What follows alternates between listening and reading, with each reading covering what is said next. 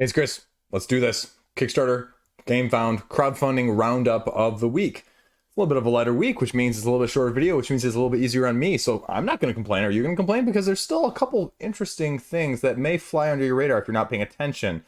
A few good things and a few things that we need to talk. Maybe ramble, maybe a little bit of rant. You know, it's Friday. We gotta do that, right?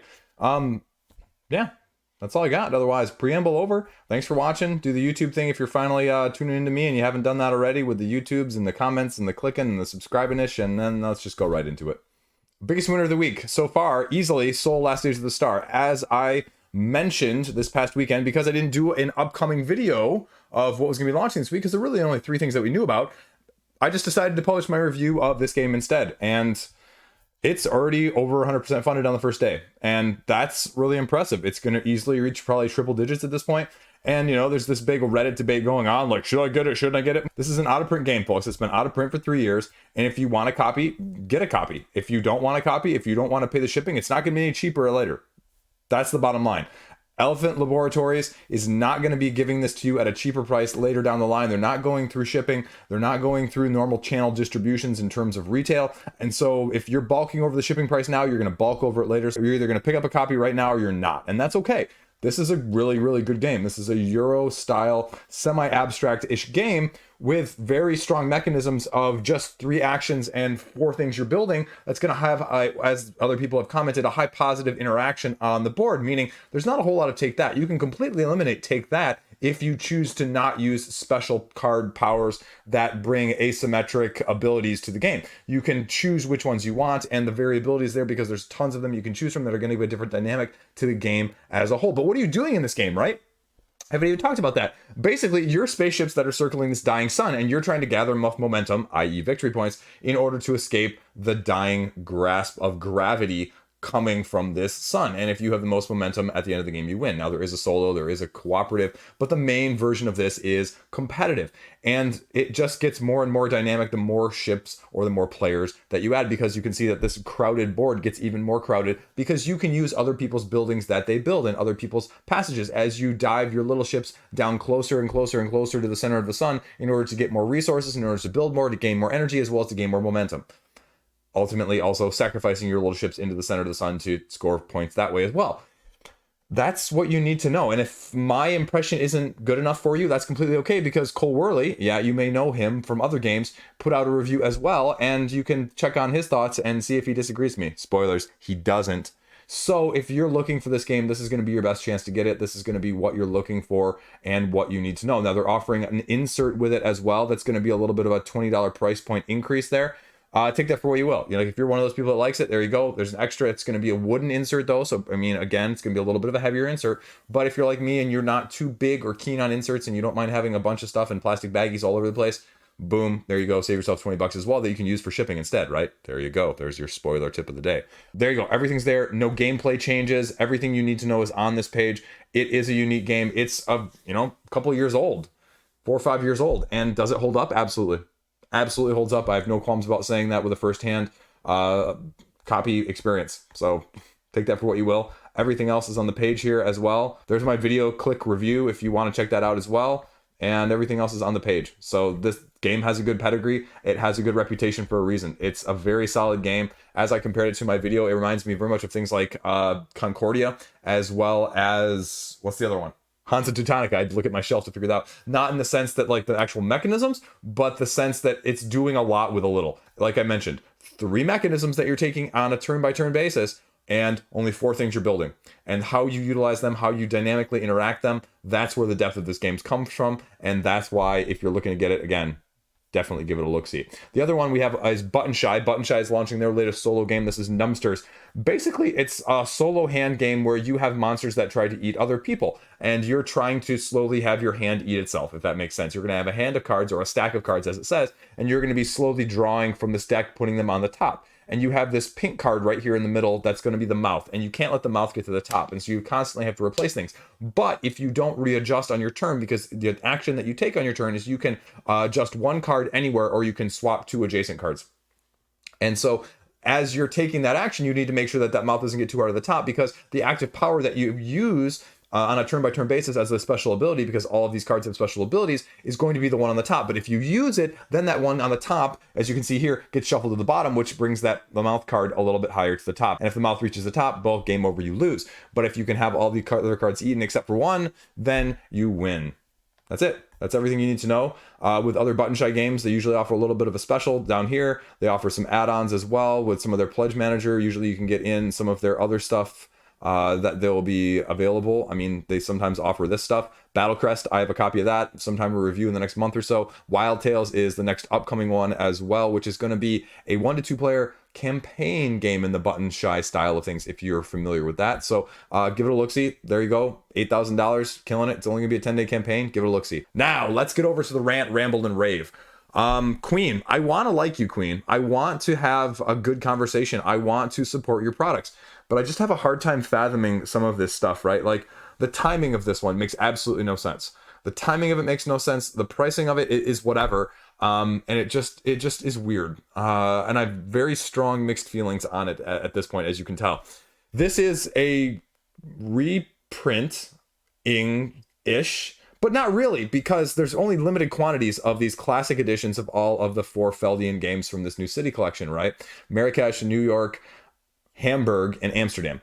And so a lot of people still, from the campaign that launched the first one of this, still do not have their first games that are now over a year and a half due. Now, they say they're shipping, and they've been shipping for a while, and they're not waiting for the rest of shipping for the US, in this case, for where I'm at. But, I mean, I'm probably not going to have my game before the end of the year. I may not even have my game if mine's in the last container that hasn't even arrived in the US as of the November shipping update before, January or February.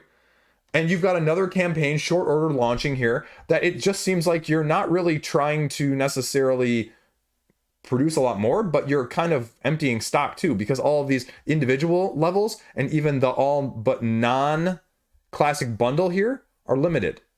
And now maybe this is going to be less limited if these end and they run out of these, but I have no indication that that's necessarily going to be the case. And the price difference between this one and, say, the last one for New York and Marrakesh is like $10 difference. This one, June 2022, okay, well, that clearly didn't happen. This one, June 2021, that clearly still hasn't happened either. And the price differential is not terribly significant. Now, again, the classic is classic and whatever. You can only get the deluxe with very limited content right here. But I don't know. It just, especially since you still haven't delivered from that one, and I know you've had 3 or 4 other projects in between, it's just not leaving a good taste in a lot of people's mouths. Now, I know some of that's out of your control. Some of that is the shipping. Some of that is all the shipping stuff that's going on in the world, whatever. It's also something that they haven't really clarified what the retail side of things is going to be either. Like, is this actually going to be available at retail like they've done with a lot of their other ones, like Alhambra and the big box from that side of things? And with the prices also going to be up on their retail web shop in the future?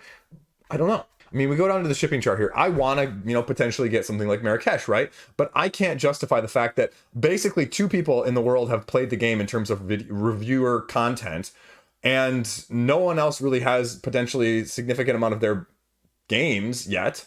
And so you're offering another chance to get it, which again, you don't talk about any of the retail side of things down here. And it's just all of the same information that was out there on the previous campaigns basically collated into one whole page, which makes it way too long to scroll through anyway. But on top of that, on top of the $100 price point for the classic and the $70 or $9 price point for the classics of the other editions, which is about a $9 raise. So, I mean, it's not terribly increased or anything. I'm gonna have to pay another $20+ for shipping. And I can't look you in the eye and say a classic edition, a non-deluxeified edition of a game that hardly anyone has played, or that has potentially already crowdfunded twice at the same time, I'm going to pay $120 for, as much as I like the idea of the concept of it. So, especially when I don't have the one I paid for almost 2 years ago. That just doesn't leave me like sitting like, I really want to back this at this point. I don't think necessarily they're bad.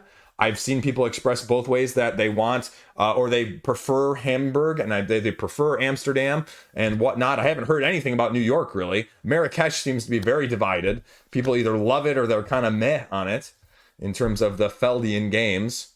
So, I don't know. Am I going to be okay with my Hamburg Deluxe? Yeah, I mean, I paid $100 for it, but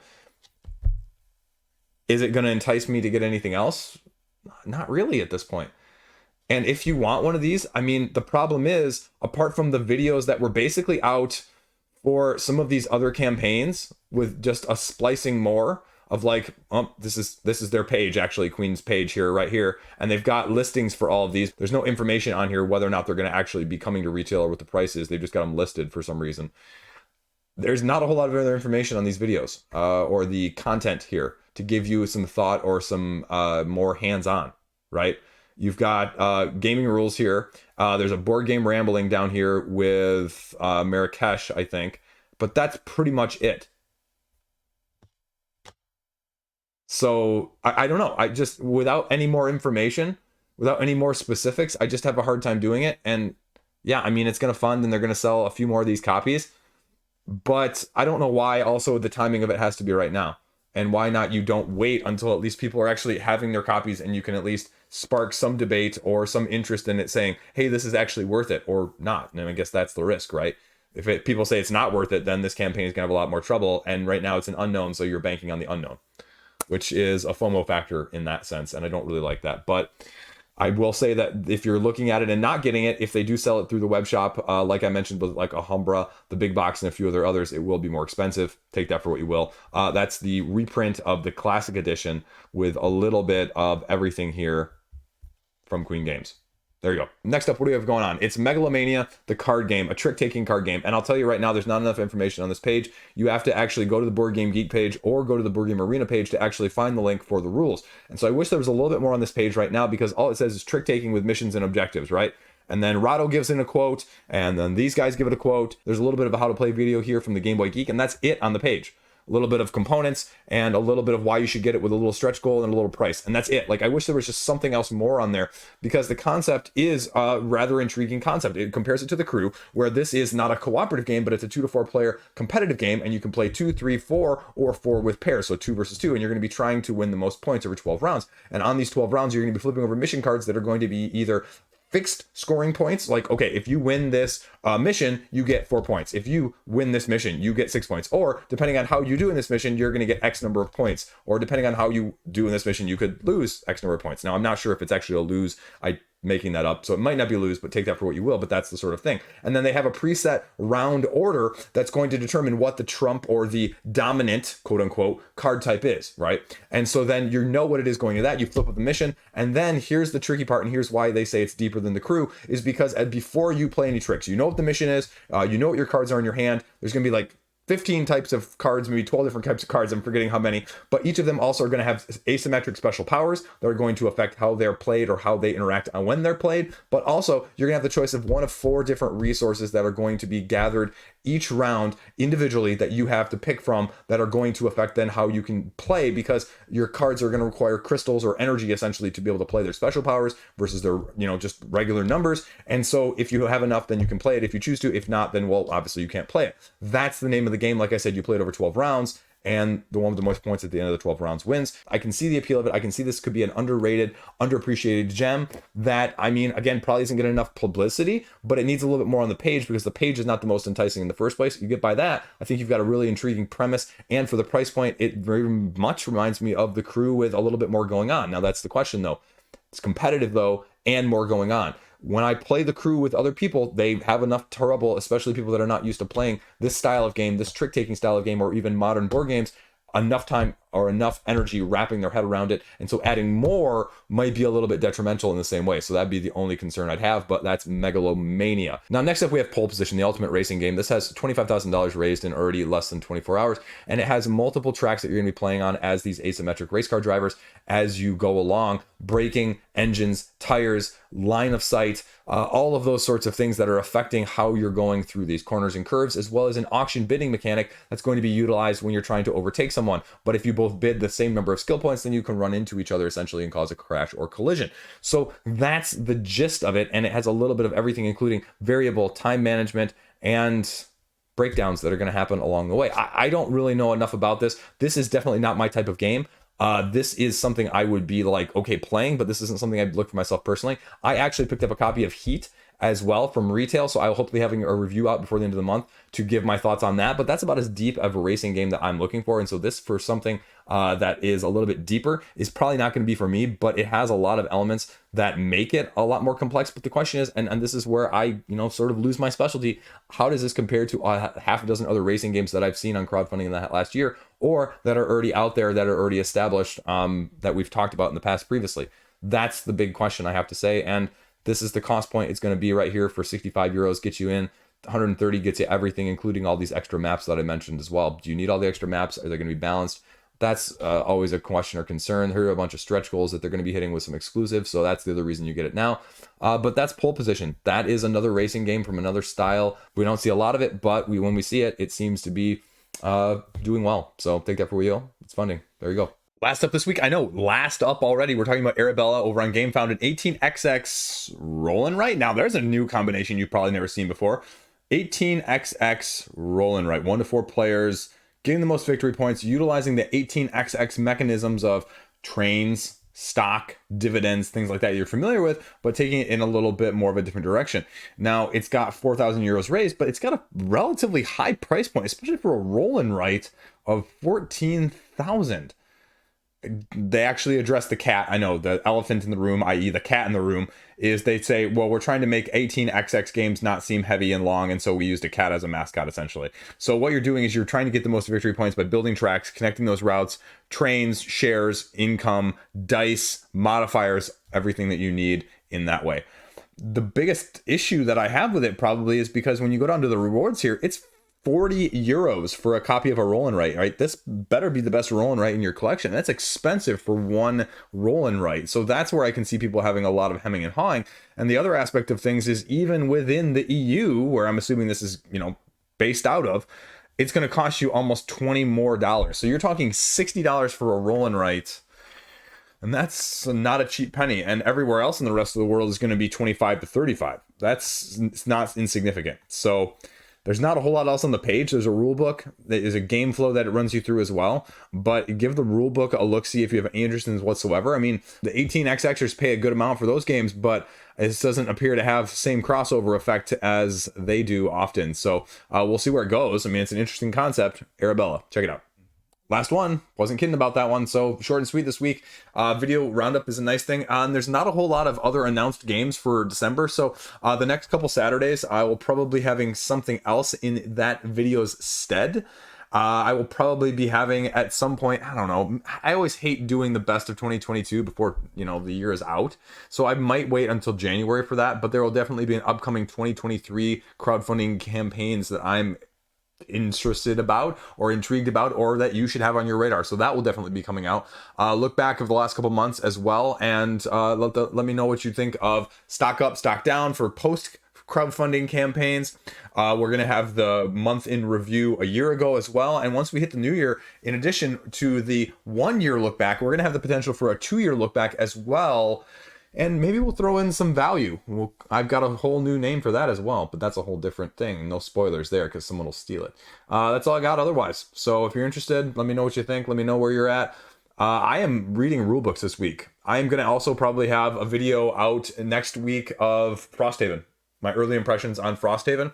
Haven't gotten Oathsworn to the table. I have the rule books, plural, for Aeon Trespass Odyssey sitting out there, and so that's my goal tomorrow. So there you go. That's what's upcoming. Let me know what you want to think and see and do. A couple reviews from this past week as well. Check those out. Splendor Duel, actually a really freaking amazing game for the 6 of you that are watching at this point. Stay tuned. More where that came from. I got nothing else. I'm rambling. Peace out. Stay classy.